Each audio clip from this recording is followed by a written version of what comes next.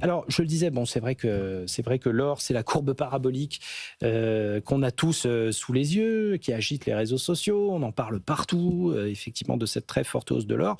Et on en reparlera en détail tout à l'heure, hein, dans le placement à suivre, bien entendu, quelle stratégie autour de l'or très précisément. Mais voilà, au milieu d'un contexte très mouvant de marché qui reste quand même très très attentiste en ce moment, mais pas très très loin de leur plus haut historique un petit peu partout, l'or qui flambe, le dollar qui baisse.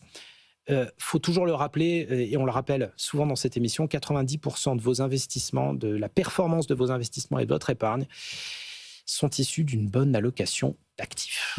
Alors, cette année 2026, elle commence sur les chapeaux de roue avec des changements dans tous les sens, c'est bien réglementaires fiscaux chez nous que géopolitiques, etc., avec des changements de braquet sur énormément d'actifs. Christian Fontaine, quelle est la bonne dynamique à adopter quand on veut un petit peu arbitrer son épargne pour qu'elle soit plus dynamique en ce début d'année ? Alors, les marchés, vous l'avez dit, les marchés tiennent, mais les marchés sont volatiles. Ça fait près d'un mois de bourse. Et lorsqu'on regarde les performances quotidiennes du CAC 40, on se rend compte qu'il y a des jours quasiment à +2 et des jours quasiment à -2. Donc, les marchés sont volatiles, les marchés sont inquiets. Les facteurs d'inquiétude, vous les connaissez. Bien sûr, c'est Trump et ses effets d'annonce. Bien sûr, c'est les tensions sur les taux d'intérêt, c'est les inquiétudes sur la dette souveraine. C'est les inquiétudes sur le niveau des marchés. Alors face à cet environnement instable, vous avez plusieurs stratégies. La première stratégie, celle que vous évoquiez tout à l'heure, c'est la fuite un peu en avant vers les métaux précieux, vers les métaux rares, vers l'or, vers l'argent. C'est une stratégie possible, mais au revenu, on pense que c'est quand même une stratégie risquée, même si vous pouvez diversifier votre patrimoine et investir quelques pourcents dans l'or. Ensuite, vous avez une deuxième stratégie qui est souvent mise en avant, notamment par les gestionnaires de patrimoine. C'est ce qu'on appelle la grande famille des produits structurés, des fonds à capital garanti ou des fonds à capital protégé. Moi, ce matin, sur votre antenne, j'avais plutôt envie de rebondir effectivement sur l'allocation d'actifs et de vous présenter notre troisième voie, la troisième voie au revenu, qui est ce qu'on appelle la stratégie 60-40. 60-40, c'est 60% de fonds en euros et 40% investis dans des produits purs en actions internationales. Alors, pourquoi c'est la bonne allocation d'actifs ? Pourquoi c'est l'allocation d'actifs gagnante ? Parce que ce type de répartition menée sur le long terme, sur 7-8 ans, sur même plus, 10-15 ans, ça vous permet de gagner à peu près 5% par an, ce qui est tout à fait satisfaisant. Et surtout, ce type de répartition, cette répartition 60-40, ça vous offre 3 coussins d'amortisseurs qui sont particulièrement importants dans la conjoncture actuelle. Premier coussin d'amortisseur, c'est le fameux fonds en euros à capital garanti. Vous profitez d'une garantie qui est offerte par les assureurs. Vous profitez d'un effet cliquet, c'est-à-dire une fois que les intérêts sont versés sur son compte, ils ne peuvent vous être repris des performances qui tournent autour de 2,5, 3%, voire plus sous condition. Premier coussin d'amortisseur. Deuxième coussin d'amortisseur, c'est l'allocation d'actifs 60-40 que vous évoquiez tout à l'heure. C'est cette allocation d'actifs qui vous permet de vous constituer votre propre fonds garanti. Pourquoi ? Parce que vous menez ce type de stratégie sur 15-20 ans, vous êtes certain de ne pas perdre d'argent. Parce que le fonds en euros, les 60 euros, vont progressivement monter à 70, 80, 90 euros, 100 euros. Donc même si les marchés s'effondrent et que vous perdez totalement, si votre investissement investi en actions ne vaut plus que zéro, ce qui est bien sûr un cas très théorique et pas du tout nos prévisions, eh ben, vous ne pouvez pas perdre d'argent. Donc c'est l'allocation d'actifs qui vous permet de vous constituer un fonds garanti, votre propre fonds garanti. D'accord. Et le troisième coussin d'amortisseur, c'est bien sûr dans le choix des valeurs. Je pense que dans la conjoncture actuelle, il ne faut pas hésiter à se positionner sur des valeurs françaises globales, type effectivement les mal aimés un petit peu de l'année dernière, les LVMH, les Schneider, les LRTIC, les Air Liquide, toujours la souveraineté, bien sûr la défense. Et puis dans un monde sans croissance, il va falloir aller sur des marchés de niche, on pourrait y revenir, notamment les small caps. Voilà. Donc c'est dans cette conjoncture, au bout d'un mois de bourse, se protéger, rester investi en actions, et ça on pourrait y revenir. Pourquoi rester investi sur les marchés, mais tout de même se doter de coussins d'amortisseurs. D'accord. Joachim Savini, cette allocation 60-40, ça vous parle ? Vous, je crois que vous êtes plus adepte de la multigestion, c'est-à-dire vraiment avoir une optique très globale. On ne parle pas là de seulement diversifier le portefeuille, mais de lui donner tout un tas de leviers d'accélération possibles. Exactement. Après, j'apprécie beaucoup la théorie du portefeuille 60-40, dont le père est Ray Dalio, que j'adore, hein, qui est quelqu'un qui a construit le All Weather Portfolio, qui est un portefeuille qui est fait pour résister aux fluctuations des marchés. Aujourd'hui, les fonds en euros, c'est vrai qu'il y a une petite anomalie sur les marchés, puisqu'on a eu des distributions cette année en moyenne sur les fonds en euros qu'on a, en tout cas chez Cheval Blanc Patrimoine, sont supérieures à 3%. Et avec des bonus pour les nouveaux capitaux, on arrive à obtenir pour 2026 et 2027 entre 4 et 4,60 net, ce qui veut dire que sans risque pour les 2 ans, quand j'ai des capitaux à placer, déjà, je vais me dire si mon target c'est d'aller faire 5%, est-ce que je vais aller prendre du risque pour 0,4 ? Je ne suis pas sûr. C'est ça. Donc, moi-même, je l'ai fait pour une partie de mon patrimoine. J'ai placé un petit peu en fonds en euros en attendant, puisque les marchés font un petit peu peur, et ils font peur un peu à tous nos clients. Pourquoi ? On a un contexte géopolitique qui est compliqué. On a surtout une dette qui est un petit peu hors de contrôle aux États-Unis. Il faut voir qu'on arrive sur des paiements d'intérêts qui vont arriver au trillion annuel, donc ça commence à faire beaucoup d'argent, ça représente 25% du budget fédéral, ce qui est énorme. On a les obligations japonaises qui sont également hors de contrôle, et on est dans des pays qui ont du mal à trouver de la croissance, justement, qui continuent de creuser le trou. Et comme le dit Warren Buffett, quand on est au fond d'un trou, la première des choses à faire, c'est d'arrêter de creuser, mais nous, on continue de creuser. Donc, pour ça, il y a quand même des parades pour son patrimoine. La première, c'est la diversification. Moi, je suis assez d'accord avec ça. Et chez Cheval Blanc Patrimoine, on a fait un petit peu bête et méchant, c'est-à-dire qu'on n'a pas la prétention de tout bien faire. On a regardé les allocations de portefeuille d'une dizaine des plus grands noms mondiaux. Il y a Goldman Sachs, JP Morgan, BNI, BofA, Bank of America, etc. Pictet. Et on a essayé de faire une grande moyenne avec tout ça et de se dire comment est-ce que j'alloue mon portefeuille et dans quelle classe d'actifs décorrélées réellement les unes des autres est-ce que je peux mettre des poches pour atteindre un target qui est effectivement 5-6% si je suis équilibré, 7% si je suis plus dynamique. Il faut voir qu'à 7%, je double mes capitaux à 10 ans.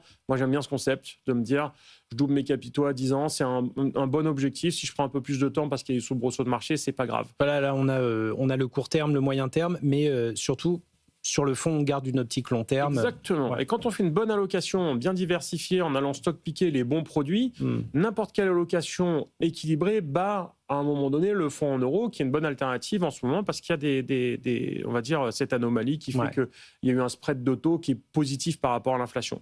Donc, super intéressant. Après, ce qui est quand même important de faire, et ce qui est important de savoir aussi, c'est que tous les analyses que j'ai lues récemment, je vous parlais de ces grands noms, ont un point commun assez criant, c'est que c'est la fin du top-down pour aller vers le bottom-up. Pour parler clairement, ça veut dire que acheter l'indice bêtement, ça va plus marcher.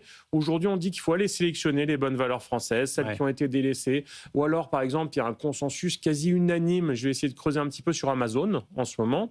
Donc, pourquoi on va aller essayer de chercher pourquoi est-ce qu'on achète Amazon. Donc, est-ce qu'il faut aller se diriger non pas vers tel secteur, mais vers telle société pour ses qualités intrinsèques.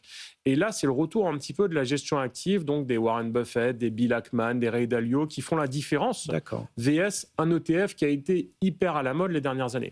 Donc, à manier avec des pincettes, tout ça, mais en tout cas, l'ultra-diversification, pour nous, c'est un sujet important pour bien gérer son patrimoine. C'est ce que j'allais vous dire, Christian Fontaine, c'est qu'une fois qu'on a la bonne allocation, la bonne répartition, il faut aussi se faire un petit peu violence. On a passé des années, effectivement, à trifouiller les ETF et à avoir les indices montés sans trop rien faire. Là, il faut se montrer un petit peu plus difficile si on veut aller chercher de la performance. Alors, je pense qu'il faut se montrer très humble et effectivement, autant il faut diversifier ses actifs, il ne faut pas aussi hésiter à diversifier ses gestionnaires. On peut très bien avoir une poche qu'on gère soi-même, on peut très bien avoir une poche gérée en ETF et une poche qu'on confie à un professionnel. C'est vrai que la gestion passive depuis 10 ans est imbattable. Enfin, il faut être très clair. Ça ne veut pas dire qu'elle sera imbattable dans les années à venir. Au revenu, on a développé aussi un peu le concept un tiers que j'aime bien. Un tiers investi en titres directs, notamment en actions européennes, parce que la gestion directe, lorsque vous faites vous-même, ça donne des très bons résultats. D'abord parce que vous faites vous-même, un autre ne doit pas le faire et donc vous économisez des frais et on sait très bien que sur le long terme, les frais, c'est un élément clé de la performance de votre patrimoine. Ça, c'est pour les actions françaises. Pour l'étranger, on aime bien quand même les ETF. Moi, j'aurais tendance à dire, je reste assez, notamment pour les marchés quasiment parfaits comme les marchés américains. Les marchés américains, c'est un marché où il est très difficile pour un gestionnaire actif d'avoir plus d'informations que le petit voisin. Ouais. Or, l'information, c'est le nerf de la guerre. Ouais. Donc, pour les marchés américains, ces marchés presque parfaits, on reste assez partisan des ETF. Ensuite, vous avez effectivement la gestion active, vous avez les small cap européenne et mondiale même, et puis vous avez tout ce qui est la gestion thématique. C'est vrai que là, je pense qu'il peut y avoir une véritable valeur à confier son argent à un gérant actif. C'est vrai que c'est là-dessus qu'il pourrait sans doute y avoir des gains substantiels dans les années à venir. Pourquoi ? Parce que la croissance se réduit, la croissance baisse partout, donc il va falloir aller chercher des niches de marché sur lesquelles la croissance est encore relativement dynamique, et là on peut faire confiance effectivement à des asset managers professionnels qui sauront aller chercher la croissance là où elle est. C'est pas forcément simple, hein, mais c'est vrai que aussi bien sur les small caps que sur la gestion thématique, les gestions actives donnent souvent des meilleurs résultats que les ETF. Et on en parlera avec Pierre Marin, hein, justement directeur général de Rockfi, savoir si les gestionnaires vont arriver à faire mieux que l'IA, que la tech, que le numérique, etc. Justifier sa plus-value toujours, hein, c'est important dans le métier, on y reviendra dans la boîte à outils. Joachim Savini, c'est vrai que si on regarde les actifs qui marchent bien et qu'on peut détenir sur le long terme, bon, il y a beaucoup d'attrait pour le private equity notamment aussi.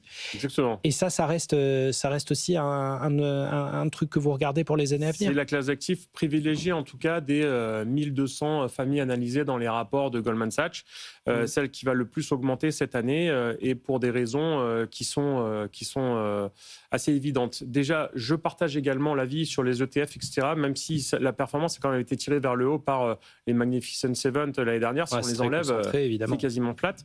Mais ça, c'est vrai, tout ce qu'on a dit pour les actifs cotés.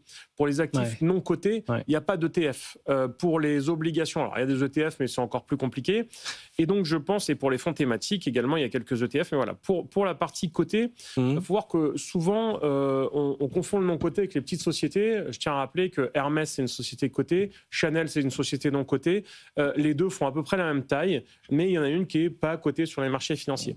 Le marché non coté, il est immense, donc le private equity, ce qu'on appelle le private equity à défaut, puisqu'en réalité, ça peut être le private equity, la dette privée, l'infrastructure, etc. Ce sont des classes d'actifs qui ont le vent en poupe pour plein de bonnes raisons et qui aujourd'hui sont incontournables.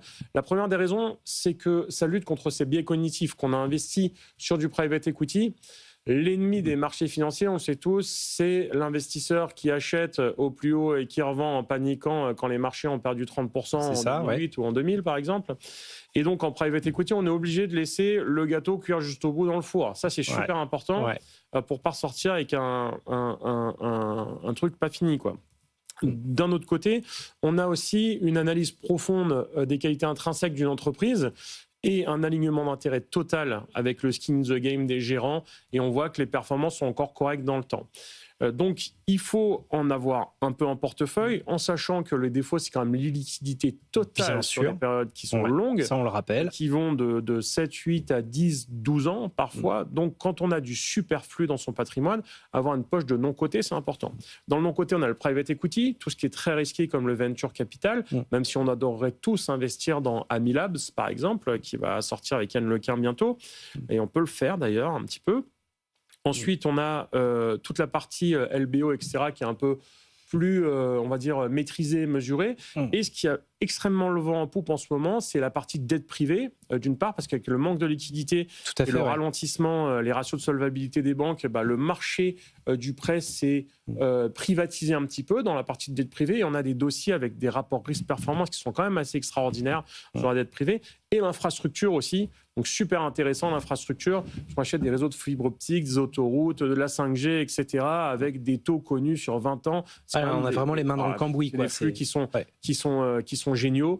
Et voilà. Après, il faut avoir un peu de tout et encore une fois sans faire n'importe quoi. L'ultra diversification, disait Warren Buffett aussi, c'est pour ceux qui savent pas ce qu'ils font. Quand je mets un demi% de tout, à la fin, autant prendre un MSCI World dans ce cas-là et puis se laisser porter par le vent.